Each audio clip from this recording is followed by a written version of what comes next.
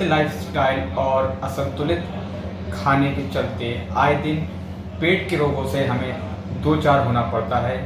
लगातार हम देख रहे हैं लीवर और पेट से संबंधित समस्याएं लोगों को अपनी गिरफ्त में ले रही हैं। इसी पर आज हमारे साथ चर्चा करने के लिए बरेली के मशहूर गैस्ट्रोएंटरोलॉजिस्ट और उत्कर्ष हॉस्पिटल के CMD डॉक्टर मयंक अग्रवाल हमारे साथ मौजूद हैं। आज पेट से संबंधित क्या क्या रोग होते हैं, उनका क्या बचाव है और क्या कारण होते हैं, उन पर हम डॉक्टर साहब से आज जानेंगे। डॉक्टर साहब, यू आर मोस्ट वेलकम।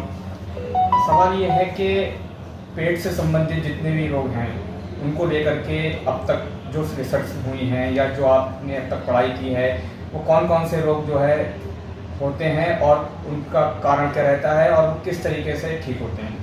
एक पेट के संबंधित सबसे कॉमन रोग जो आते हैं वो भारीपन वगैरह होना, पेट का शौच की तकलीफ होना, शौच वगैरह में खून आना। फिर जो सबसे इम्पोर्टेंट चीज़ जो अब हम देखते हैं वो है लीवर की प्रॉब्लम। अगर आप देखेंगे तो हर तीसरे अल्ट्रासाउंड में आप फैटी लीवर देखते हैं, लीवर पे चर्बी से पूछे। तो ये तो लाइफस्टाइल रिलेटेड प्रॉब्लम है। जैसे जैसे हमारा रहन सहन बदल रहा है वैसे वैसे हम इस बीमारी से ग्रसित होते हैं। तो डॉक्टर साहब, इनके सबसे प्रमुख कारण क्या होते हैं जो पेट से संबंधित समस्याएं होती हैं? ज़्यादातर अगर आप देखेंगे तो खान पान काफ़ी बदल गया है और कोई कसरत नहीं करते, फिजिकल एक्टिविटी तो की ख़त्म होती जा रही है। डाइट जो हो रही है धीरे धीरे हम वेस्टर्न डाइट पे शिफ्ट हो रहे हैं, फास्ट फूड ज़्यादा लेते हैं, मैदा से बने हुए आइटम ज़्यादा लेते हैं। तो ये एक बहुत बड़ा कारण है। तो डॉक्टर साहब, लोग जो है ज़्यादातर एक दो बीमारी जानते हैं। लोग कहते हैं पेट की बीमारी है, पेट की, तो उनका जो साइंटिफिक नाम होते हैं पेट बीमारी के, वो क्या क्या होते हैं, कि किस किस किस तरह की, कितने प्रकार की होती हैं, थोड़ा सा ये भी जानना चाहिए। कई सारे तरह की बीमारी है। सबसे कॉमन जो मिलती है जो आजकल सब लोग बोलते हैं IBS, इरिटेबल बाउल सिंड्रोम बोलते हैं। उसमें गैस, भारीपन, शौच का बार बार जाना या कब्ज रहना, ये होता है।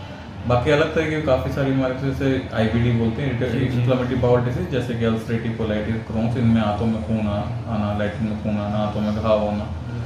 बाकी आपके खाने की नली की बीमारियाँ होती हैं जैसे कि एक्लेजिया कार्डिया, जिसमें खाना निकलने में तकलीफ होती है, खाने की नली के कैंसर, पेट के कैंसर, हाथों के कैंसर जो यूजुअली ब्लीडिंग के साथ प्रेजेंट करते हैं या बार बार पेशेंट पहुंच जाता है ऐसे उसमें। तो डॉक्टर साहब, ये थ्रू आउट रहती हैं या इनका कोई मौसम से भी कोई इनका रिलेशन होता है? ज़्यादातर ये बीमारियाँ मौसम से संबंधित तो नहीं होती और थ्रू आउट तो नहीं रहती, वेरी करती। कभी आपको मरीज को तकलीफ होगी, कभी धीरे तकलीफें नॉर्मल हो जाएगी, कभी उसको अच्छा भी लगेगा कि नहीं सही है। बाकी कैंसर वगैरह का तो कोई मौसम संबंधित है नहीं, किसी भी उम्र में कभी भी हो सकते हैं। एक बेहद ही इम्पोर्टेंट क्वेश्चन है जो मुझे अभी एकदम याद आया। डॉक्टर साहब, मैं ये देख रहा हूँ बहुत लंबे समय से कि लोग पेट से संबंधित बीमारियों से ग्रसित भी हैं और उसका इलाज भी कराते हैं। डॉक्टर जो है बैठे हुए हैं, डॉक्टर दवाई भी दे रहे हैं, लेकिन पेट की बीमारी कभी किसी की सही क्यों नहीं होती है? देखिए, ऐसे तो अगर आप सोचें तो कोई बीमारी कभी सही नहीं होती है। आप डायबिटीज़ है तो डायबिटीज़ की तो गोलियाँ जब तक खाते हैं तब तक आराम रहता है, BP की गोलियाँ जब तक खाते हैं। तो वैसे सेम तरीके से पेट की तकलीफ है, जब तक आप दवाएं खाते हैं आराम रहता है। तो IBS वगैरह जो है ये क्रोनिक बीमारियां हैं, ये पूरी ज़िंदगी रहती हैं आपके साथ में। तो इनमें हम ये बोलते हैं कि जब तकलीफें ज़्यादा हों तब दवाइयाँ करें, बाकी टाइम पे परहेज, कसरत, इनसे इनको जितना हो सके कंट्रोल में रखें। तो डॉक्टर साहब, जिस तरीके से आप यहाँ पर हॉस्पिटल अभी आपने स्टार्ट किया है, आपको बहुत शुभकामनाएं भी देते हैं। इसके अलावा इससे पहले आप प्रैक्टिस करते थे अपनी, तो अभी तक का जो आपका पूरा वो रहा है, आपका क्या नाम है, टेन्योर कह लीजिए या कुछ भी कह लीजिए, तो इसमें अभी तक किस किस तरीके के मरीज आपके पास आते हैं और ऐसे कुछ मरीजों का एक एग्जाम्पल आप बीच में दिए थोड़ा सा कि अभी कोई मरीज आपने सही किया हो जो आपका बिल्कुल ठीक हो गया हो? ठीक है, बहुत सारे मरीज आते हैं। जैसे कि सबसे कॉमन जो हमारे पास पेशेंट आते हैं अल्सरेटिव कोलाइटिस आते हैं, जिसमें बड़ी आंत में घाव होने का, शौच वगैरह में खून आता है। ऐसे मरीज सालों से उससे ग्रसित होते हैं, तो वो दवाइयों से नॉर्मल हो जाते हैं। दवाइयों पे रहना पड़ता है लेकिन दवाइयों पे नॉर्मल रहते हैं, उनको फिर ब्लड आना बंद हो जाता है। दूसरा कॉमन आते हैं सीलिएक डिसीज, जिसे आप बोलते हैं गेहूँ से एलर्जी वाले पेशेंट हैं। तो ये कई बार हमारे पास ऐसे ही मरीज हैं जो 60 साल की उम्र में पहली बार उनको पता चला कि उनको बचपन से गेहूँ से एलर्जी थी। ऐसे मरीजों में खून की कमी होना, बार बार शौच करना ये रहता है। तो ये इनमें भी है, जैसे आप गेहूँ वगैरह बंद करते हैं तो वो बढ़िया हो जाता है। बाकी लीवर के मरीज हमारे रेगुलर रहते हैं, जिनमें आपका पेट में पानी आना, खून की उल्टी आना, ये सब चलता है। तो वो भी दवाइयों पे काफ़ी हद तक बेटर रहते हैं, एक लंबी ज़िंदगी जी पाते हैं। अच्छा डॉक्टर साहब, आयुर्वेद में कहा जाता है और कई डॉक्टर्स यही मानते हैं कि सारी जितनी भी बीमारी हैं बॉडी के अंदर वो पेट से ही होती हैं। हमने अक्सर सुना है हकीमों को, वैद्य को कहते हुए कि सारी बीमारियां की जड़ जो है वो पेट है। सारी इस पर आप बीमारी की क्या जड़ कहना चाहेंगे? पेट तो नहीं बोलेंगे, क्योंकि हर बीमारी अपने में अलग है। हाँ, आपका रहन सहन खान पान तो काफ़ी हद तक हर बीमारी की जड़ है। तो चाहे आप उसे पेट मान लीजिए, खाना पीना, तो अगर आप देखें कोई अगर आदमी खाना पीना बहुत तला चिकना मीठा खा रहा है तो उसे दिल की बीमारियाँ भी ज़्यादा होंगी, उसे लकवा मारने के भी चांसेस ज़्यादा होंगे। तो लाइफस्टाइल प्रॉब्लम से आप चाहे उसको पेट की कोई बीमारी बोलें, लेकिन ऐसा पेट से संबंधित मतलब पेट के रोग आपको हर जगह अफेक्ट करेंगे ऐसा नहीं होता। डॉक्टर साहब, व्यक्ति अगर पेट की बीमारियों से दूर रहे तो उसको क्या करना होगा? कौन कौन से उपाय अपनाने होंगे? क्या क्या वो चीज़ें हैं जिससे उसके पेट खराब ना हो, पेट में गैस ना बने, हाइपर एसिडिटी है, एसिडिटी है और सारी जितनी भी चीज़ें हैं वो सब, जैसे फ्लैचुलेंस वगैरह है, तो ये सब ना हो, उसके लिए आप क्या एडवाइस देना चाह रहे हैं? सबसे कॉमन चीज़ हम जो बोलते हैं, डेली मॉर्निंग एक्सरसाइज कीजिए ना, 1-1.5 घंटे की एक्सरसाइज मॉर्निंग में कीजिए। दूध से बनी चीज़ें थोड़ा अवॉइड कीजिए। फास्ट फूड जो आजकल बच्चे बहुत खाते हैं वो अवॉइड कीजिए। कभी कभी ले लिया वो अलग चीज़ है, लेकिन रेगुलर ना हो। नॉनवेज वगैरह बहुत ज़्यादा लेंगे तो आपको उससे प्रॉब्लम रहेगी। तो डाइट पर थोड़ा ध्यान रखें, बाकी एक्सरसाइज की 2 चीज़ें हैं, उससे आपको काफ़ी हद तक तकलीफें कम हो जाएंगी, दवाइयों की ज़रूरत उतनी नहीं पड़ेगी। जिस तरीके से पेट के रोगी बढ़ रहे हैं, लगातार हमारी दिनचर्या खराब होती जा रही है, मरीज भी ढेर हम देख रहे हैं, हर हॉस्पिटल भरा हुआ है। ऐसे में आप लोगों के पास जो मरीज आते हैं पेट से संबंधित, उनका किस तरीके से इलाज करते हैं, कौन सी विधि अपनाते हैं, किस तरीके की दवाइयाँ होती हैं? ये दवाइयाँ क्या थोड़े दिनों तक चलती हैं, इसके बाद बंद हो जाती हैं? क्या क्योंकि हर बीमारी का अलग अलग होता है। जैसे कुछ बीमारी जैसे IBD की हो गई, क्रोनिक अल्सरेटिव की, इनमें तो पूरी ज़िंदगी बीमारी दवाई चलती है। लीवर के मरीज जैसे पेट में पानी आ गया, खून की उल्टी, इनमें ज़िंदगी भर इलाज, जब तक जिंदा रहें तब तक इलाज चलना ही चाहिए। बाकी जैसे तकलीफें होती हैं, इन्फेक्शन वगैरह हैं, डायरिया वगैरह, उनमें तो आपके 4 दिन दवाएँ चल के बंद हो जाती हैं। IBS वाले पेशेंट में बीच बीच में दवाएँ चलती हैं, मतलब दवाएँ चली, ठीक हो गए, कुछ महीने सही रहे, फिर दोबारा तकलीफ हुई तो फिर आपने दवाई दे दी।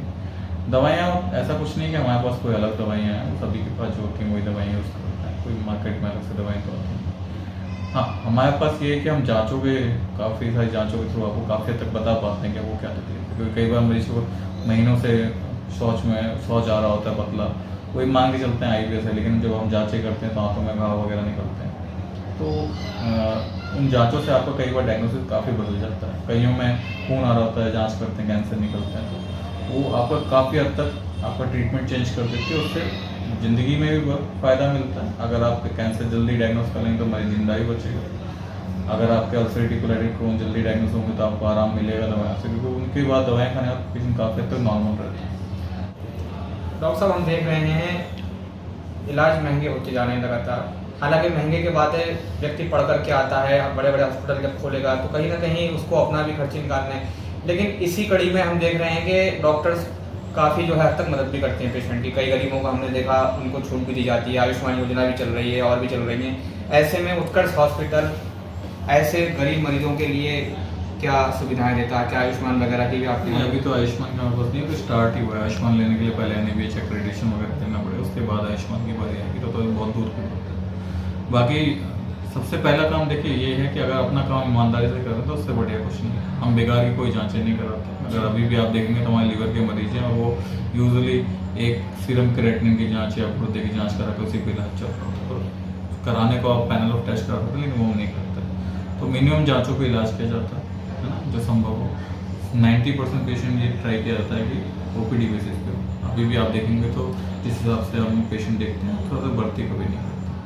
तो जितना हो सके हम भी कोशिश करते हैं कि आपका पैसा बचे मरीज का, उसको कम से कम में इलाज। तो बरेली के उत्कर्ष हॉस्पिटल के doctor Mayank Agarwal MD DM gastroenterology के साथ हम पेट से संबंधित रोगों पर चर्चा कर रहे थे।